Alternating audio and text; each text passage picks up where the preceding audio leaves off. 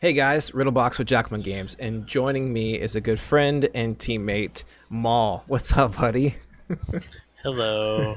So we were trying to do this Let's Talk 2 weeks ago, and we just did not have the opportune time to do it. So we thought, what better time to do a Let's Talk for this deck, Tarkin Snoke, now that Eric, aka Maul, was able to get 5-1 at the Atlanta GQ. So Maul, let's talk about this deck, man. Let's go over why you chose to run Tarkin Snoke in Salt Flats. So what made you run for this character pairing, and why did you feel it would be competitive and perform well at the Atlanta GQ? Um, Starting with the character pairing, as you guys know, that's what I won my regional with. Mm-hmm. I was very confident. I had a lot of reps with it, and ever since I was getting prepared for rotation, I had made it my purpose to kind of retweak the deck and repurpose the deck to try to make it viable and competitive in the format.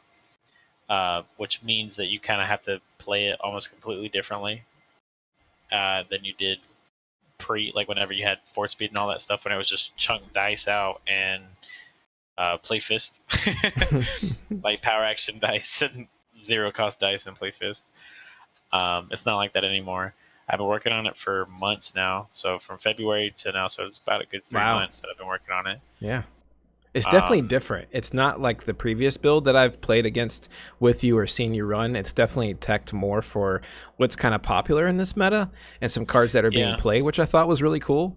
And I think it's really neat because it has a lot of power and force behind it that's not three wide. So I think that's really interesting, and that's one of the things I want to talk about is how you're playing it differently now compared to how you're playing it before.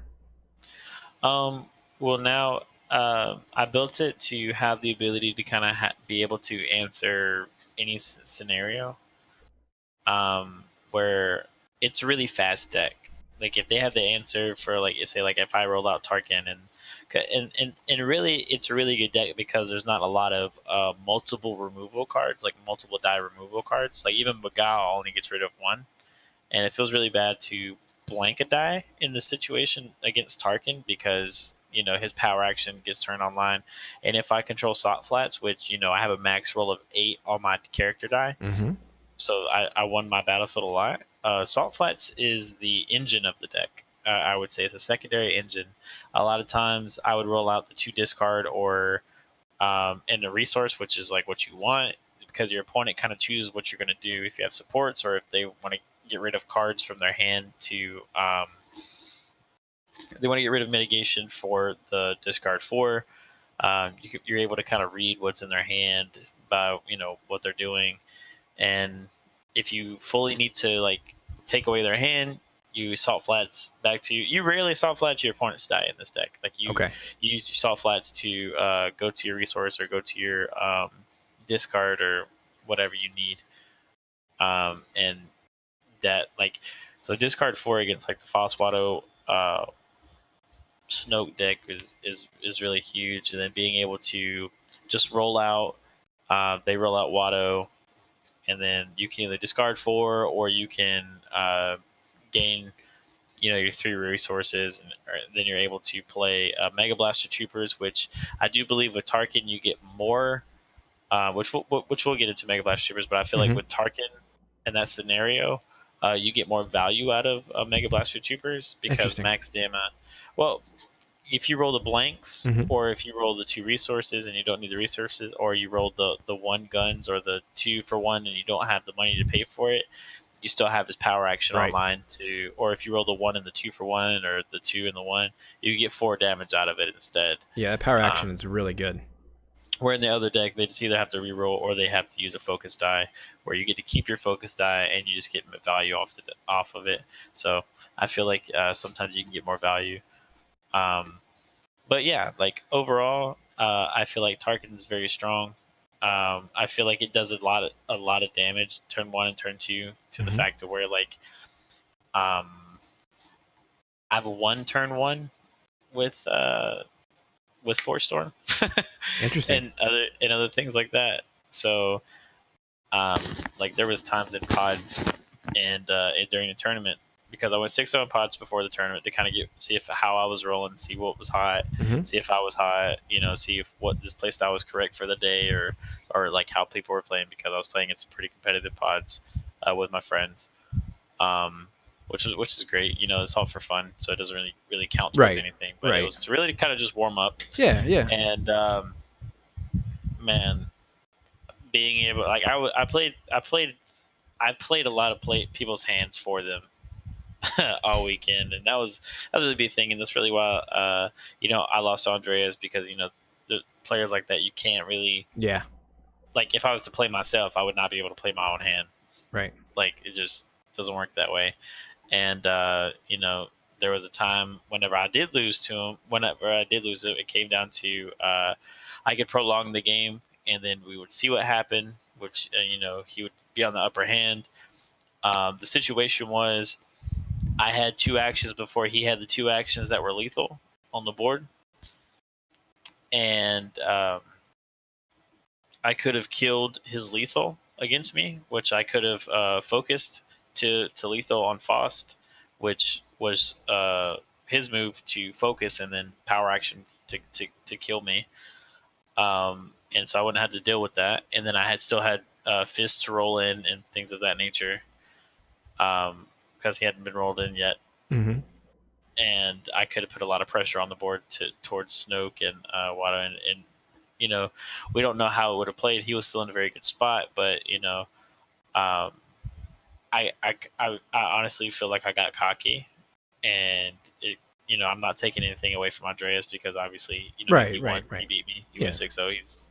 Which he also went undefeated in Infinite, so I just want to give him a shout out for that, because that's awesome. He went undefeated in 2 GQs, and that's amazing. He's a great player. He's a great guy. But yeah, so I mean, I'm not taking the win away from him, but like that kind of cost me. So even little things, because in my head I was like, if I roll anything but like a disrupt, like I'm still in a great position. And I rolled a disrupt on fist, and I was like, oh. So I'm not ahead in those situations anymore. So he's focused, and I could do anything, and he power action for game. I was like, all right, well, right, it happens, right. But yeah. So basically, one of the things that we want to talk about is, you're talking about how Salt Flats is really the engine. So because both characters are leaders, you're able to power action and get that additional synergy that you need. But not only that, by using Tarkin's power action and using some of these upgrades that you're running, you get a little bit more synergy there, because all the die sides can potentially work for you more, which is awesome. One of the things I want to break down is, before we go through all your upgrade package, downgrades, supports, and events, before we kind of touch base on each individual card there, what I want to do is I want to talk about what you're trying to get in your starting hand, and also what your concept that you're trying to portray here, as far as how you're going to play these character pairings. So are you trying to set up first round? Are you just kind of playing against what your opponent throws at you? Are you trying to really mulligan hard for certain cards? And I want to kind of get a scope of what it's like being in your shoes, looking at this deck through your eyes. So for a starting hand for you, what is something, and you don't, I mean, I realize that there's multiple ways to kind of play this deck, but something that you consider good, what would that be for your 5 cards? So anytime I mulligan for one. I always mulligan for one. I always mulligan for Force Storm. Hard mulligan for Force Storm. And why is that? I wanted it. I'll say in a second. I will. I always wanted Fist in Force Storm, or Mega Blaster Troopers in Force Storm. Okay. Reason is, depending on how round 1 goes, if I'm able to, like, and then, like, say if I got probe or something, depending on how aggressive and like what 0 cost mitigation or and such that I get in my hand, depending on how aggressive they play with their hand and how much mitigation they go through, or if I'm just able to discard 4 and then get there eventually, or whatever the situation may be. Like, if they played a card from their hand, I probed 2 cards away, they rolled out. So I'm like, right at this point, I'm playing slowly with Tarkin and other mitigation card, and I know they have no mitigation left in their hand, or they would have used it or something. Okay. I'm playing their hand for them. Right. In that case, I would play down Force Storm, Mm-hmm. and roll in Snoke and just special get far ahead. And it puts a lot of pressure on the opponent.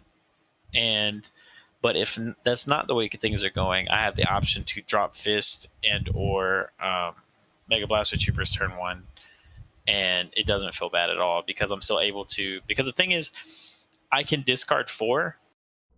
They say they build up to play a card. I discard four the rest of their hand. They have to go natural, and then I can double focus to 2 resources and still gain my resources and still play Mega Blaster Troopers the same turn. So you're really is it part of your plan to get the cards out of your opponent's hand? Like, is that something you feel you must do to keep them so-called natural, where they're just playing what they can get with their dice? I wouldn't say that. Like I said, the deck is really built to for any scenario, and it's really like based off of player. Like I would say the deck is like 75% player, 25% of the deck. Like because it really comes down to like your decision making. Like, do you feel like their hand, like against Fast Wattos, Snoke, there's only so many times that you can successfully discard 4 to the point to where like they don't build board state, because they're just building resources, and eventually they'll be able to like first turn like play Entourage. Now they have 5 cards still in their hand, and they could keep Fist or Entourage or something, and then play that, and whatever doesn't get discarded. And so there's only so many times you can do it. So it's not like a every time mill deck. It's like turn 1, or if you have a Beguile or something, like later on in the game, I could discard you 4 whenever it really matters. Yeah, because you've already played a card. You roll out all your die. And then like I have a snag Beguile that, you know, just your dice just get crapped on because you can't re-roll them. Right. So it really depends. So you're really capable of locking down your opponent at the same time of potentially building and using your upgrades also to deal damage. So it's very like toolboxy in a sense, like where you're saying 75% player. Toolbox player. Right. Yeah. So and that's my point, is that 75% player means that you have options. You have to really know this deck. And that's one thing that I've learned a lot from you and have gotten to understand from you, is that you typically like to play toolbox decks where you have options, where it's not like I'm just throwing damage at not playing at opponent. solitaire. Right. Exactly. You're playing something where you actually feel like you're playing a chess style game, where you're taking turns playing, you know, their brain versus your brain. And that's a lot of fun. It's exhausting, but it's a lot of fun. It's more gratifying. Like I said on the podcast, man, waking up at 3:30 a.m. Central Time and then driving 3.5 hours and losing an hour to Atlanta. It's got to be rough. It's an Eastern time, and then playing for that, like not starting standard until like 4 or like 4:30 in the afternoon. Oh man, it was rough. And I didn't even like, it wasn't like I got paired up against like nobodies either. Like every round I knew exactly where this person was from, what they've won, how many store championships or regionals, you know, they either won or topped, or what they placed in nationals or whatever. I was just like, man, this sucks. And everyone that's with us listening, so this Let's Talk is the series that we're starting up to kind of analyze just the decks themselves. But Kevin is hosting his podcast, which will be out this weekend, and he's discussing more about the event and everything that kind of took place with Maul and Headless Django, right? You guys did the podcast together? Yeah.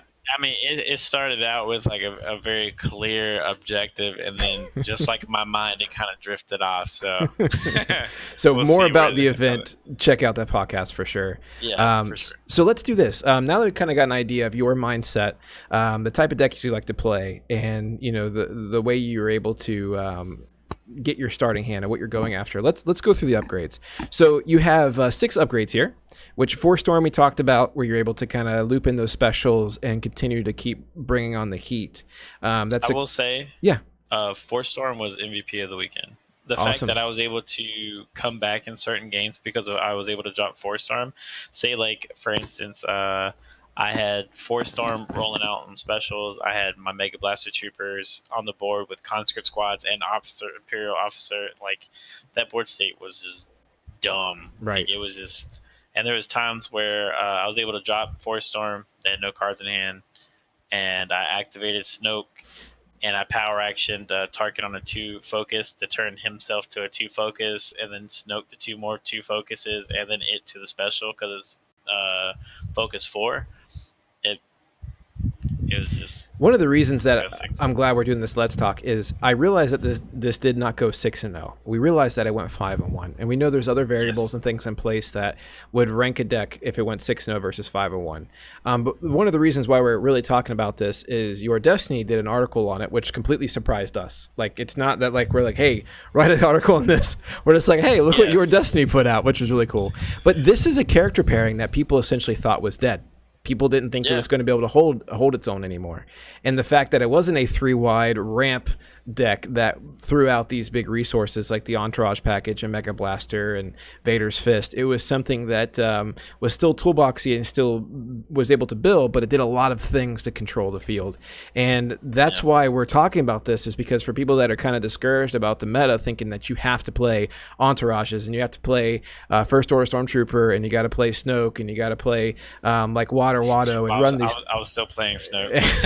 Yeah, you're still playing Snoke, but I mean, he's still got to be here. But it's the point that you can still run a 2-character pairing that still can bring the heat, and that's why this is really encouraging for people that are kind of discouraged.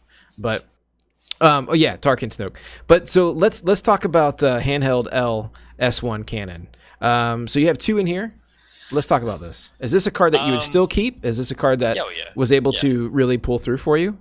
Literally the dumbest thing is to look at your opponent, like somebody to look at my board state, and I have like Mega Blaster Troopers and stuff, but then you look at my Snoke that like you just spent all your time like building and killing Tarkin, and then you look at Snoke and he has a Force Storm and an LS cannon on him, and like he's rolling in with conscript squads and Mega Blaster Troopers and like really like the +3 and the amount of like indirect and just I call it mini fist, and I call it mini fist because it's like its damage size is just like with fist on the board and you have LS cannon, like it's really hard to not win a value trade. Like it's really hard to get out damaged when those are on the board, especially the same turn that you play fist. And it's one of those cards where it's if LS Cannon is out in the pool, it's very targetable for mitigation, which is also good.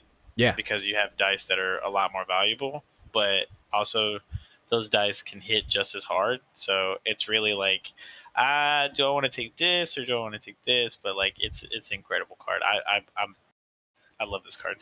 Now, when you're playing this deck, are you trying to build resources fast, or are you kind of slow playing throughout your games?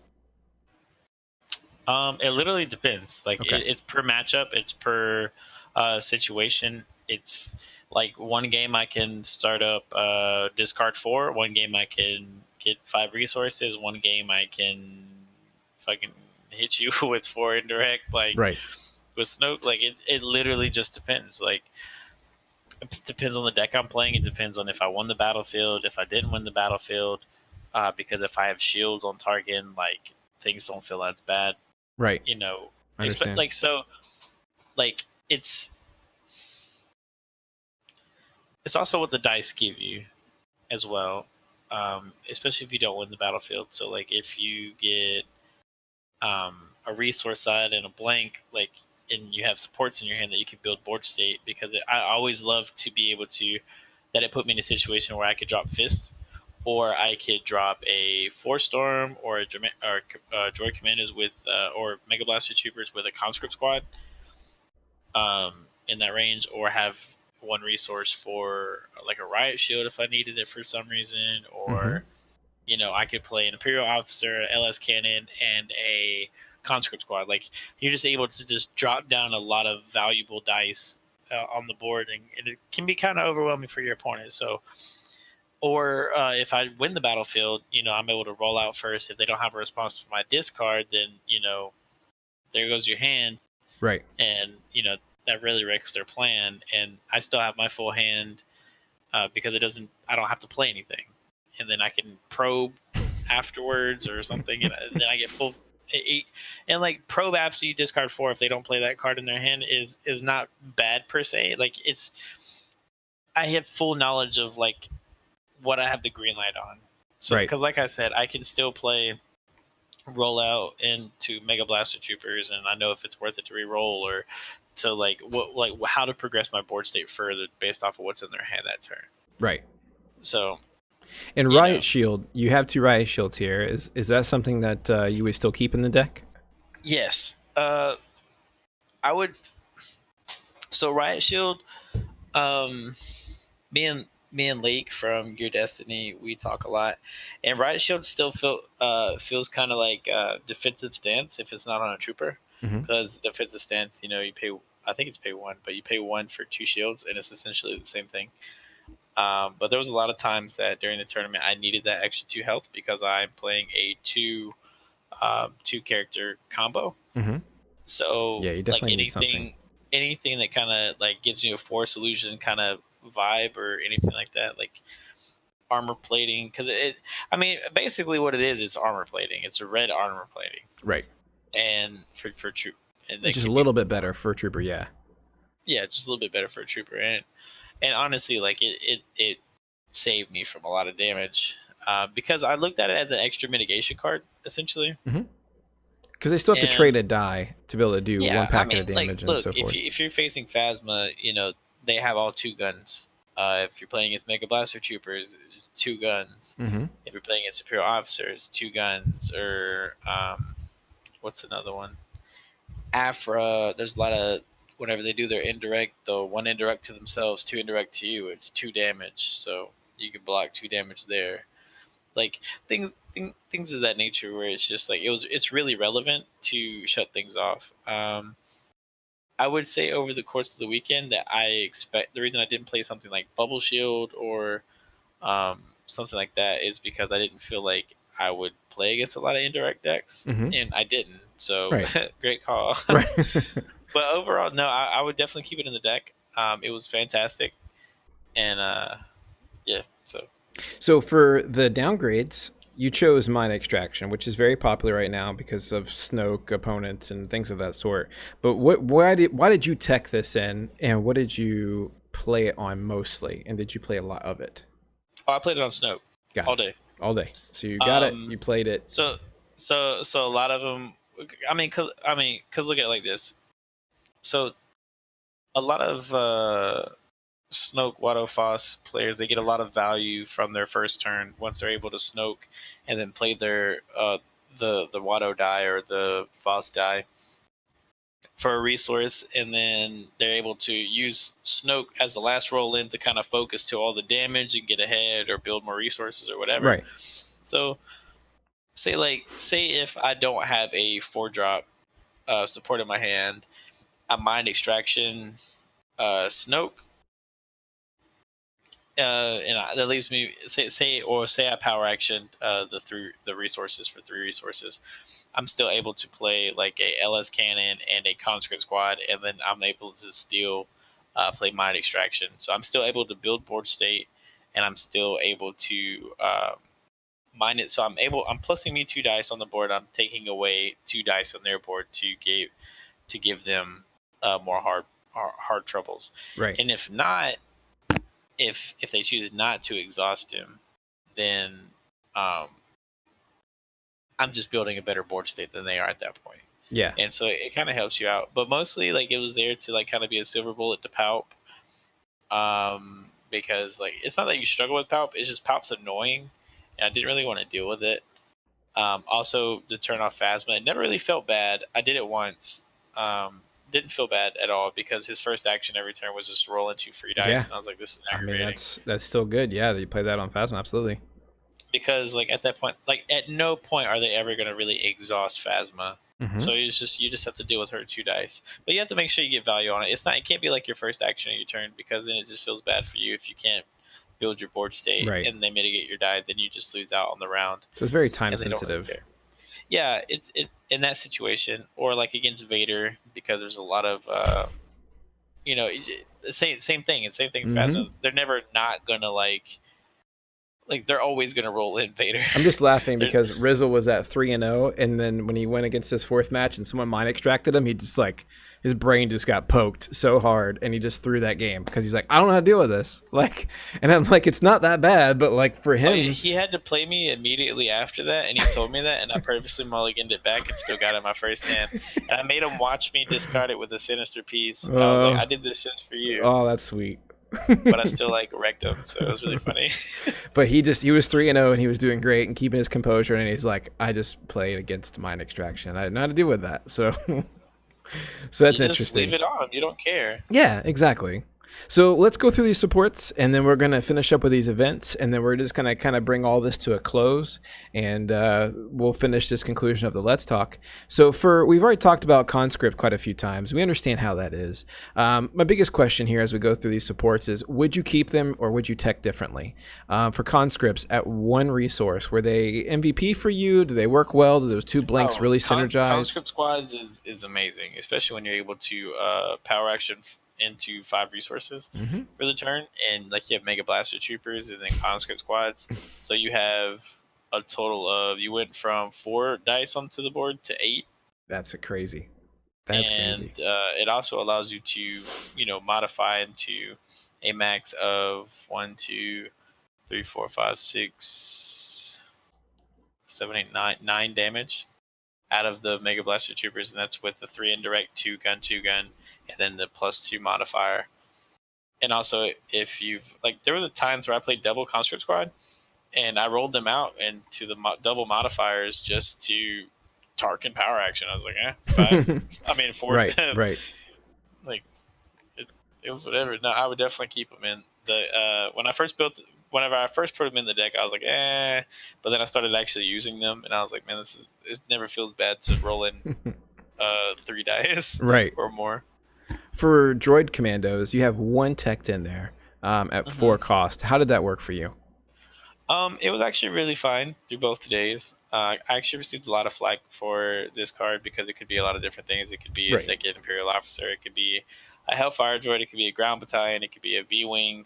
Whatever I wanted to do. But you did have ground battalion teched in at one point. Yeah, it just never felt really good to play, and honestly, that's really what that came down to. It was really a good call. I really like droid commandos. It's just a personal thing. It's everyone has that one bad card that's not really that bad, but it doesn't feel like you get enough value out of it because of comparing it to this card. It's worse, right? But you still want to make it work. That's kind of like droid commando for me. Got it. It has 50% damage, whereas 2, I think it's 2, 2, 3. 2, a 3, and a 2 gun, 3 gun, 3 gun pay side for 1. Yeah, so that's pretty insane. Yeah, and it's got the discard special that hits 3 wide, which the special in my mind is okay because there's a lot of times where you do a lot of indirect in a game, where some games you'll do all direct damage, and when those big 3 wide indirect games, the 2 guys will be sitting there with 1 health forever. So that special really came in handy and actually killed 2 people a lot. Really? But I really wanted it for the 2 discard as well. It's free.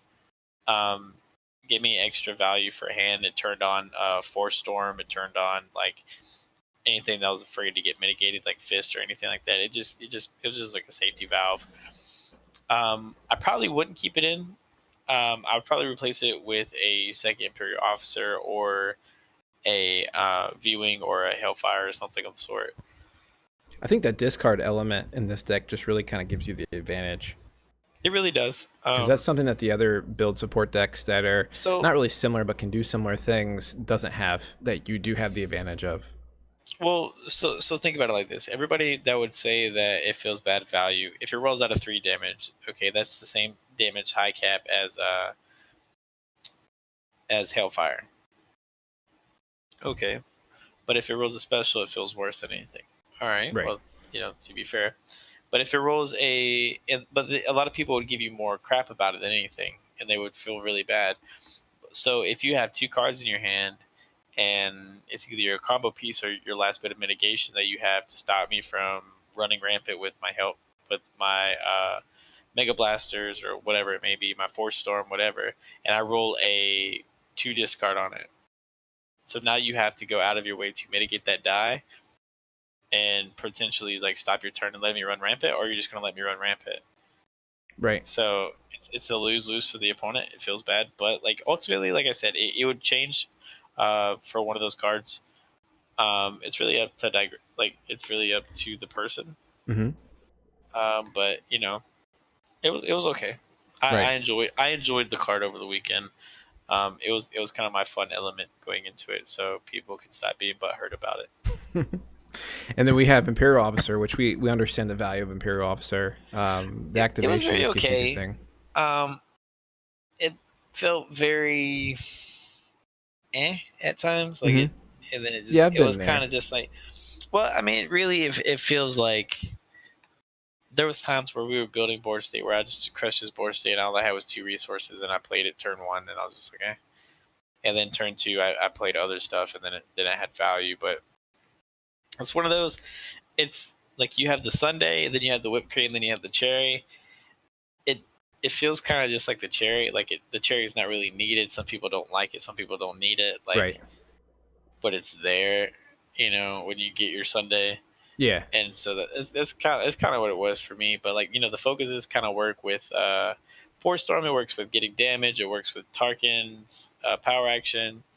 Um, just whatever you need. So there was synergy with the deck. So like I would definitely keep it in, if not move it up to 2. Um, what else do we got here? We got Mega Blaster Troopers, which we talked quite a bit about, which we obviously understand the Cards OP. great advantage they have. Yeah, and both your characters are leaders, so that's always nice. You'll be able to spot a leader essentially throughout the entire game, no matter what character dies. So I mean, that's neat. I mean, you get a lot of Yep. advantage off that blank side, which is great, and you have no problem paying for it. Right, and then like I said, the 2-for-1 side. There was a lot of times where I didn't have any resources, and I just Tarkin power action because I didn't care. Hmm. There's a lot of times that people forget about Tarkin's power action, and Yeah. they would take my soft flats and they would soft flats my die to a blank when I had one. And I'm just like, Okay. power action. And then it makes it tough to play around because then they're constantly trying to wonder if they're trading up by removing certain dice because they're trying to keep you off of matching, which is another mind game. No, yeah. I mean, there was times where like they would like say like when I played against Gonzo day 2, which I was up for 22 hours straight, 21 to 22 hours straight Saturday, from start to finish playing in the big event and everything like that. So and I felt the tolls day 2 really, but he was like, "Hey man, there was a point where like he turned it to the same side as my Snoke died because he wanted me to power action it because he didn't want it on the board anymore, and I did it, and it was just Hmm. like, eh. Right. But it happens. I think Mega Blast Troopers and Fist stay on the deck, and I don't really think they need an explanation because they're Yeah, the best. we understand. They're the Yeah. 2 best things like in the deck, honestly, besides Force Storm. So let's jump to Vigilance. So Vigilance, how well did that card work for you? Did you have a big Oh advantage with it? man, so I actually caught a lot of flack for this card too. Uh, in testing, I got tired of whether it was the mirror, whether it was Padme Boosh going super fast, or whether it was Palp, whether it was kind of what I was talking to you earlier about Mind Extraction on Hmm. Snoke. In the Foswato deck, where like they roll in the focuses to try to get their max value out of their board state. It really sucks when they can't do that. I was also playing against Yoda decks, a couple of Yoda decks, and it just felt really bad for them because they can't turn their dice, and it Right. just makes everything consistent. And it's not something obviously that like it's whenever they're presenting a board state that you don't want. It's just like I said, it's built to give you the option to fully disrupt and make them as make your opponent not um, Just kind of go ham. It makes them yeah kind of make well choices. Kind of similar, like Stifle's another similar thing like this. I mean, yeah obviously Vigilance sits out longer. well it's kind of like how I explained to you my play style is. It's I want to win the trade and Hmm. be ahead for next round. Right. And it's one of those cards that allows you to do that because it puts your opponent further behind without putting you behind at all. Because all you do is gain value. Like the less value they get, the more value you get. And so the card was amazing, really. There was never a game that it felt bad ever throughout the Awesome. whole event. So if you got it Either in your day. 5 cards, would you mulligan this card or would you keep this card? Yeah, but I mean, so Obviously, I understand there's like other factors that you have to put into play, but like, is this something that you felt excited about if you I drew it? literally I'm so confident in the deck list besides the Droid Commandos that which is a fun tech card, so people shut up. I'm sorry. I was so confident in the deck that I hard mulligan for having only cards that I would keep in my hand is Force Storm, Mega Blaster Troopers, or Fist. Everything else, I hard mulligan. I didn't care what my next 5 cards were. I mean, what my up to 5 cards were, because I knew that the deck was built so well that I can't go wrong. Obviously, there's better hands than some, but like the deck presents itself with the options to do what I need it to do to get it to where it needs to be, Mhm. essentially. And it's just one of those situations where it's just like, if it's in my starting hand, great. If it's not, great. Like it's but it's not something I would keep in my hand because I don't keep anything other than those 3 cards in my hand. Right. No, yeah, I understand. And then to go through your event package. So we have 12 cards here, which is typically where you like to be minimum. Correct? Like I know you like to really sit on your mitigation Yeah, package. uh, I don't I mitigate, but it's very like select timing. Right. Like I don't just like see damage and it's Mhm. Of like course. I'll eat a lot of damage. Like I don't care. Right. Yeah. But I have a weird play style, so it's whatever. So a As sinister soon as piece that was yeah. that pretty online for you? Is that something you still keep in this deck? Oh yeah, Sinister Piece. There's times like, so the only card that falls off through the whole game is Near Miss, which we can skip down to as well. Yeah. Um, so so Tarkin's very vulnerable in the first 2 rounds, I would say, because you're dealing a damage to him, the 2 damage to him. So you kind of, in the first 2 rounds, his Mhm. life is at 9. So if they're able to put down a Mega Blaster Troopers or something that has a big damage side, you need it to get that one die off the board, because generally it's one die that does all the damage, or that's like that can save them. Mhm. So Near Miss was a card that like I focused on having it like early game or while Tarkin was alive to snipe dice off the table that like really went ahead, or like for them to, like, I got full value out of it to, like, I would take off a die that would deal damage to Snoke after they killed Tarkin, and they would just kill Tarkin, and then like Snoke would run rampant, Mhm. and it was really good. But a sinister piece was there to pitch cards like that, to pitch like if Droid Commanders wasn't feeling good, or if I already had Invader's Fist on the board, or if Vigilance wasn't online, or whatever the situation was. Is sinister piece never really felt bad. It can sometimes, like, because you are, it's a 2-for-1, and that never like super feels great when it's 2 cards for one.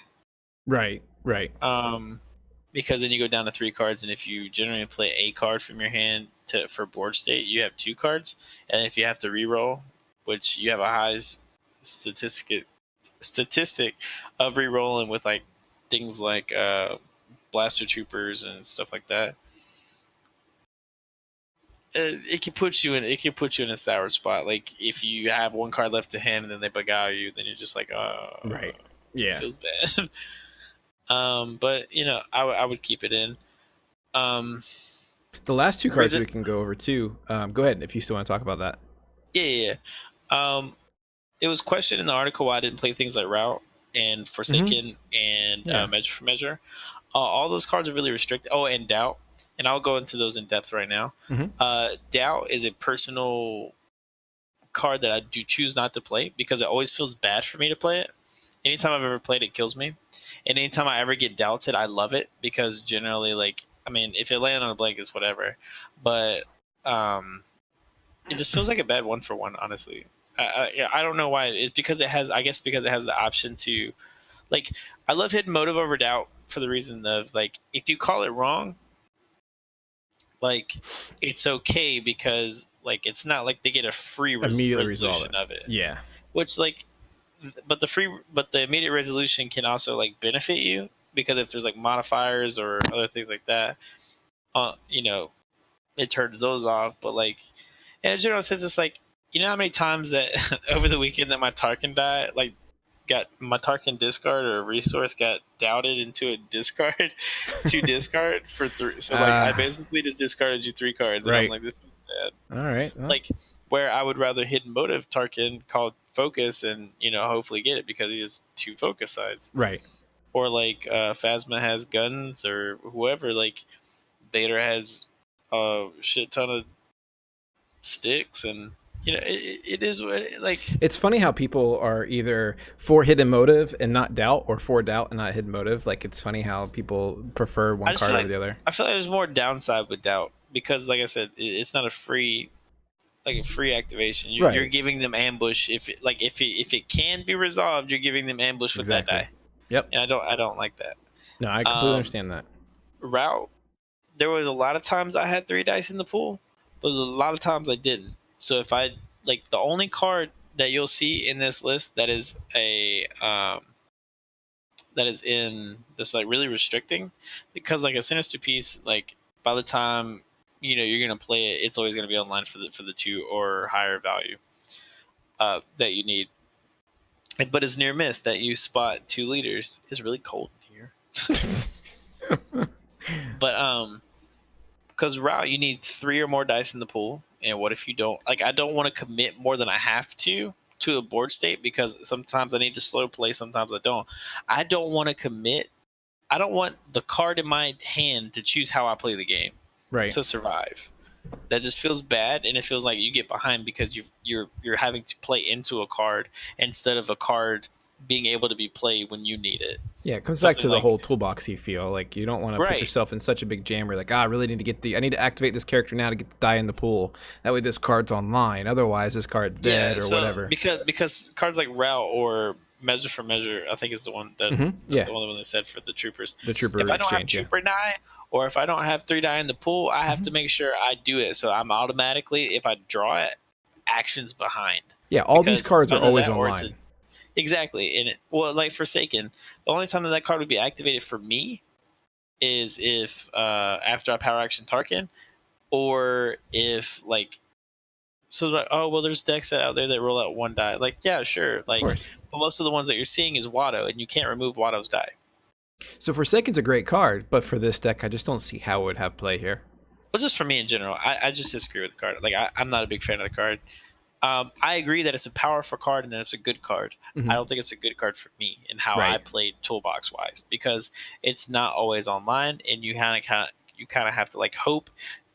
Part of it's like hoping, part of it's like you'll know how they'll play into it, and then Mm-hmm. part of it's like, do I have to put myself in a situation to be able to play it? Right. I hate cards like that. I feel like Beguile kind of fell off a little bit since last format, but I feel like with just the amount of control like in hand and stuff that like Beguile in this deck particular is very powerful. I mean, it's a very powerful card in general, but like the oomph that it lost, I feel like in this deck it gains back, and which is awesome, which is an awesome feeling. Right. And then hidden motives also, like, I don't know, for some reason I just don't generally miss on my hidden motives, but I guess it's just because if you hidden motive smartly, Yeah, it you got to really make the works right out for you a calls. lot. So I don't know. And then Probe. So Probe is in a lot of decks right now that And is Probe's running insane, villain dude. red. Yeah. And, this is a question that we all think about quite often is when is the right time to probe? Some people are After just you like, discard 4 and you know what they're doing. yeah. Yeah, I mean, that's a good answer for this deck, absolutely. And I think it has some good play with this character pairing and what you do with discards. So I think you get a lot Yeah. of value from Probe here, exclusively because of the play style and the character pairing. But I mean, we're seeing it very widely in the game, and I'm really thankful that it was reprinted. Yeah, it can feel bad to probe as well in this. So it's a very you have to be very strategic with your pros, because like there's a lot of supports that are being played. Improvised defense. I saw Slave One. Sorry, I'm yawning.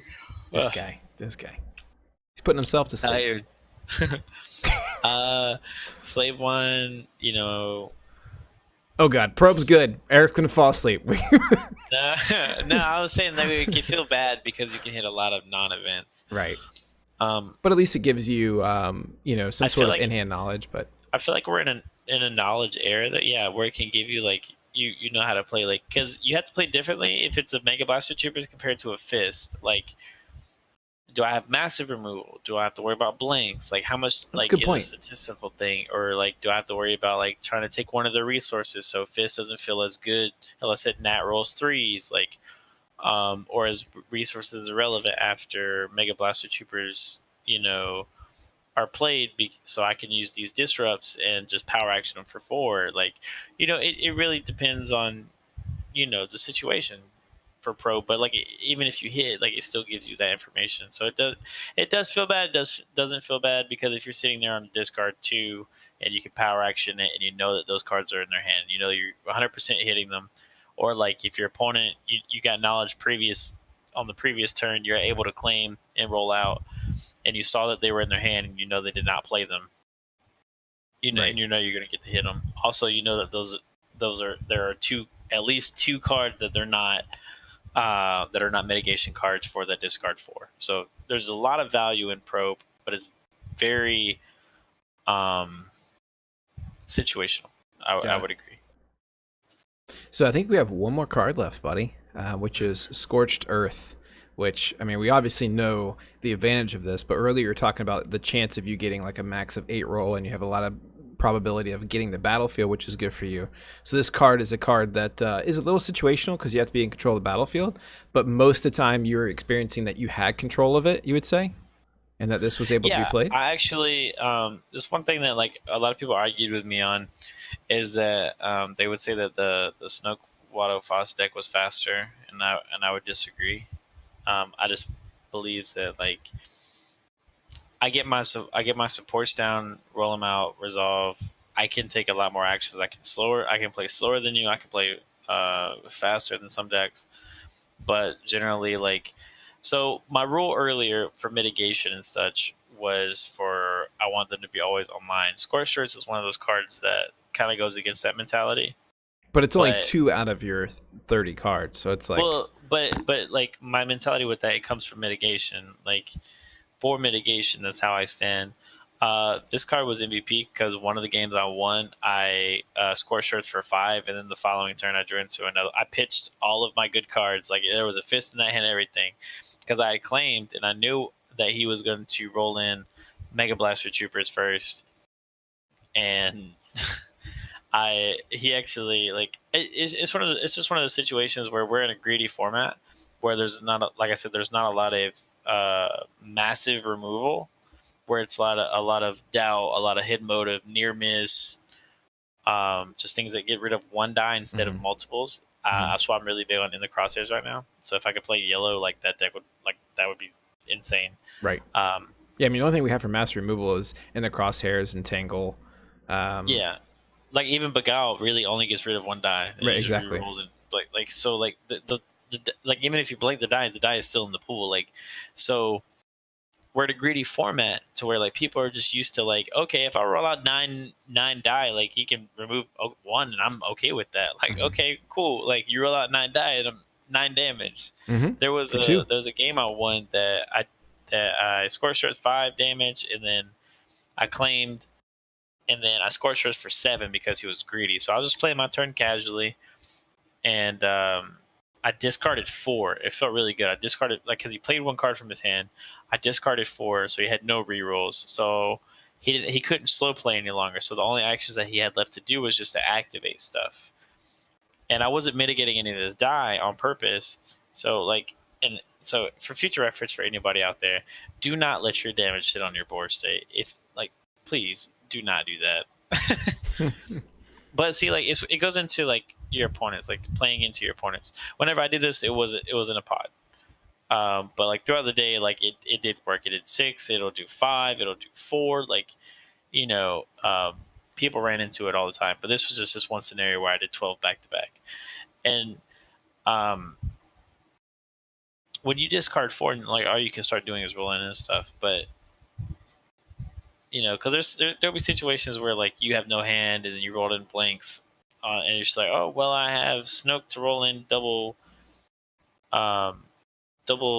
focus or something, or in Faust you already rolled out your Faust, and so that's 4 die, and then you roll out Snoke, and that's 6 die, and then before you can like focus, it's just Scorched Earth. Now you can focus. I don't care what you do. Right. I mean, in conclusion with all this, we've talked a lot about the deck, the construction, the way you would play this, what you're trying to get in your starting hand. Like the goal of this is for people that aren't going to read the article that you put out that's going to be on our website getting ready to release, people that hear about the event and things from our podcast and our pictures, but people that really want to understand this deck, which is one of the better performing decks from our team over the weekend, they should be able to hear this, listen to this if they don't have time to read the article, and get a good idea of how this deck works and how it's constructed. And to put all this in conclusion, the decks that you win against, break down real quick for me the 6 rounds for the GQ and what decks you won. Just real quick, what decks you won and what decks you lost to, because I know there's some people who wanted to know what decks you went against and what was able to beat this deck. So what was your round one matchup, if you can remember? If I can remember, yeah, round one. Jesus, who did I play round one? And that's how I'm trying to remember the decks, because it's like who I played. Well, we know that your only loss for the day was against was Andreas. Andreas, which 6-0 for the day. Yeah, he's Snoke, the one Watto, First Order Stormtrooper. Right, and he went 6-0. Yeah, and he's been on that deck for a long time. He plays it very well. He's a phenomenal player. He never gets out of Orlando, and then when he does get out of Orlando to go to GQ, he's 6-0 2 events. I mean, how awesome is that? So yeah, day one I played against 3 Snoke Foss Wattos. Wow. And one was Andreas, and I went 2-1 against him. My other 2 matchups were, one was against Deanna, who went 4-2 both days with her special Snoke Claudite Watto deck. Yeah. Which there should be a video coming soon of that. Yes. Which that's exciting. Yeah, there's gameplays coming out for that, which is Watt. The deck was insane. Like the things that it did, it was crazy. Good. Yeah, that is going to be dropped in a couple days, I believe. Actually, I think you're already pre-scheduled, so people will see that as well. So that's 4 rounds. Did you play against any hero pairings? Um, Did you play against like any? So it looks like Qui-Gon Satine. Looks like that was day 2. I played against that day 2. Okay. I'm about to say day 1. I think most of all the decks that I played against were Snoke related. Okay. I don't think I played anything not Snoke related. So is this deck something that you will kind of have just built, sitting in a box, ready to play when you play Destiny, like something you'll come back to, or is this something that you're going to kind of retire, move on to the next meta from the next set coming out, which I know that we were both very excited for Maul, especially you, of course. So I'm excited for you to be able to play that. That's going to be really nice and thematic. So I mean, so this deck's going to be kind of put in a closet for a while, and we're going to move on to what's going to be the next thing. Yeah, I was about to say that. Well, I said in the podcast, this was this deck's last hurrah. Mm-hmm. Yeah, that's great. Looking back on it from testing right before Miami, and then switching away from it, and then me saying F it, and then taking it to Louisiana, winning with it, to trying to revamp it, and all the way to now. It's been an amazing journey. So I've been working on it for over 5 months now, and it's been amazing. But with this new balance of the Force that's about to come out, yeah, we're anticipating a balance, and we're anticipating Snoke. I'm a firm believer that this deck will no longer be playable. If they do something to Snoke, I'm sure that they'll probably do something to keep him from his ramp ability, because so many people are just very discouraged by it.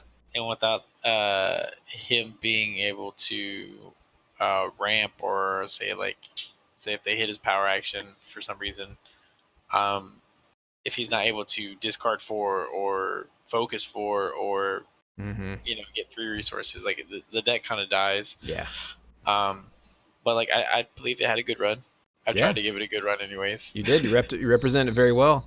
I think that obviously with us knowing that it went 5-1, the biggest thing is that a deck that is supposed to be supposedly dead was tooled for the new meta and was able to go match up against Watto, Snoke, and First Order Stormtrooper, and able to still build, put these supports out, still control the hand, and be very tooly. It's just exciting, and it's interesting, and that's what we're here to do, is to try to inform people and put something out there that's not cookie cutter, and have fun. Yeah, absolutely. The 2 I had 3 losses through because of 4-2 and 5-1 day 1.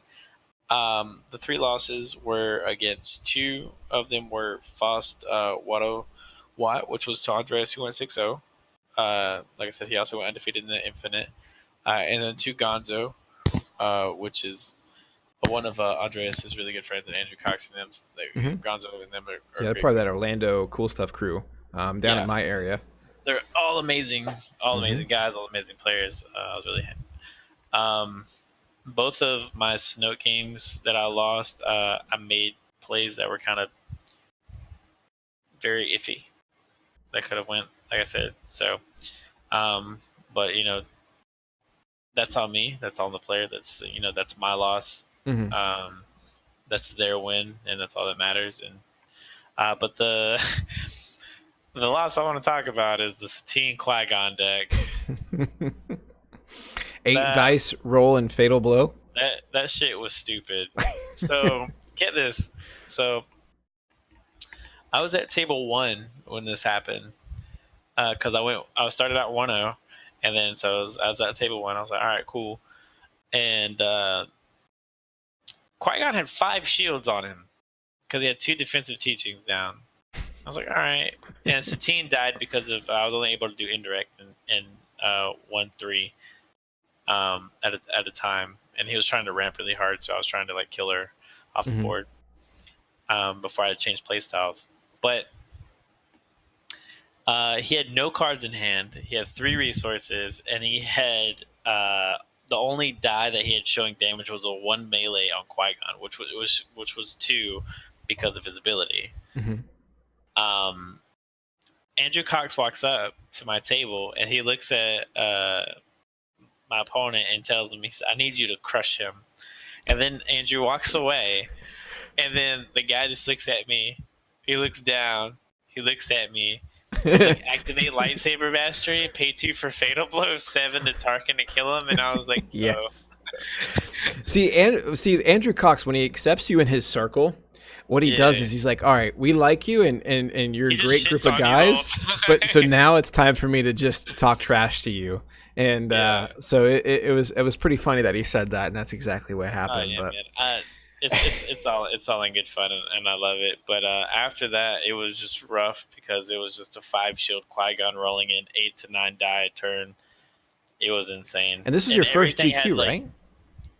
Yes, because this is technically my first season. This is first season, first year, and he's been repping the Jackalmen very well. So we're very grateful to have you, Maul. And I think this is a great detailed review of this, and I really appreciate your time to do this. We're going to start bringing this series back, even if it's all Maul, because his decks are doing the best. I will break down anybody's deck. Yeah, that's our goal. Our goal is to try to start breaking these things down. Speaking of breaking down other people's decks, like I said, go check out my article. It's 30 pages long. You'll love it. It's not 30 pages long. I mean, it's so long that Ashton fell asleep reading it. I was in bed reading it because I wanted to get through it, and I didn't make a cup of coffee, and I was like 2 pages in, and I'm like, sleep. I was about to say, it's so I'm like, we're going to do a Let's Talk where it's audibly, portrayed so people can just hear it. So, but anyway. But the article is breaking down, like I said, hero vehicles. My friend Adam, who went 4-2 day 1 and then 5-1 day 2. And I was super proud of him. And it was a very unique deck that you don't see anywhere. And he's been working on it for like 7 months. And so it just goes to show that, if you're like me or you're like him and you put a lot of repetition into a deck that you're really confident in, you keep tweaking it and fine-tuning it to the meta and to you as a player, that you never know what can happen, and you never know what you can make meta. So always go with your gut feeling, even if it's for fun or not. I think I was one of the ones that really went, like, part of our group that wasn't like looking to have fun. Like I did, like, even talking to you guys going into the GQ, like I remember I was like I'm not here for fun. Like he was just day 1 tuning in for music. I'm gonna do this. Yep, I'm here. I'm just gonna go in. I'm gonna try to rep what I can and present the team, and his job is to win. Yeah, That's that's my job. my job is to build and construct the brand. His job is to win, and he does a very good job at that, Man, especially I for the try. very little gameplays he gets to put in. So we've been really trying to hone in everything for Jackalmen Games. We obviously have a spread of 7 people in our team, and we are actually starting to do new things too, with the Jackal Pack, which people will start seeing develop more and more and more, where we want to sponsor good people and good players. So that'll start developing more, but we're starting here by bringing back the Let's Talk series. So we really hope you guys enjoyed this. Hopefully you found it very informative, and it's Oh, something that you guys enjoy. So one last thing, yeah. Ashton, because you can edit this out if you don't want it. um, did you want to talk about coaching? Yes. So Since we're both here. we're trying to launch this coaching tier very soon. Maul's been doing very well in competitive gameplay. We've been actually approached by a few people now saying, "Hey, are you guys going to do anything with coaching? Are you guys going to try to get involved with that?" Maul has been coaching me when we get time, and we have a couple episodes out on our Patreon that shows us talking and just kind of a roundtable discussion why we're playing, with all sorts of different mindsets, which can get confusing because you're hearing a bunch of different lines of play.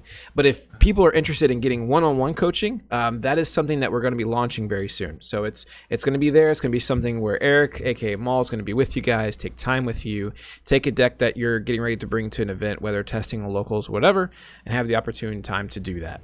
That'll be part of our Patreon. You'll get a once a month coaching, and then there'll be options for additional visits throughout the month that we can schedule on a Right. live Google Calendar. So it should be very organized, and that is something that we're really going to try to put out here soon. So if you find videos like this informative, imagine this all about your deck in a private setting. So I was and about to actually say, playing it. So yeah, because literally, what coaching with me would be is I would do for you exactly what I would do for Ashton or Kevin or James or Deanna or anybody, whether it be helping you build your deck competitively, tweak it, fine tune it, and or just kind of open your mind to other possibilities, whether it's on your place, critiquing your play style, whether it's helping broaden your play style, or anything like that, or just when it comes to your deck building process, just help you this like going into the GQ. I helped quite a few people, work on their decks, and they all did very well. mhm. And Adam's one of like them. I mean, Adam's a yeah, good friend yeah, of yours that me you've and been Adam tweaking. worked on his deck for like 2 or 3 days going into it, and he was unsure the night before, so I texted him. I was like, "Here, let's replace this with this, this with this," Hmm. and I said for these reasons, and he was like, "Solid, I trust you. We'll do it." And then the next day, he was like, "Man, this was amazing," Right, and and I was even like, "Sweet." the deck that Deanna won the regional with, or she placed second with, I don't remember which one it was. Yeah. So the deck that Deanna got top four at the regional Yeah, in Atlanta with was actually my deck. right. Because I handed it to her because she didn't know what to play. I was Yeah, like, she's a "Here, I built phenomenal this. Here player. you go." She's Oh good at yeah, picking yeah. stuff up and just playing it, and she does very very well. She's very versatile, is what I would say. Hmm. Um, but yeah, when it comes to straight lining, or needing further understanding of deck building and or playing at a competitive level, I would love to share and critique if you want, or whatever it is. Even if it's just you just want to sit down and get some solo games in, uh, on coaching tier or not on coaching tier. Just always hit us up. We are always Absolutely, trying to get more time in for absolutely. you guys. Very good. Well, I think that concludes everything.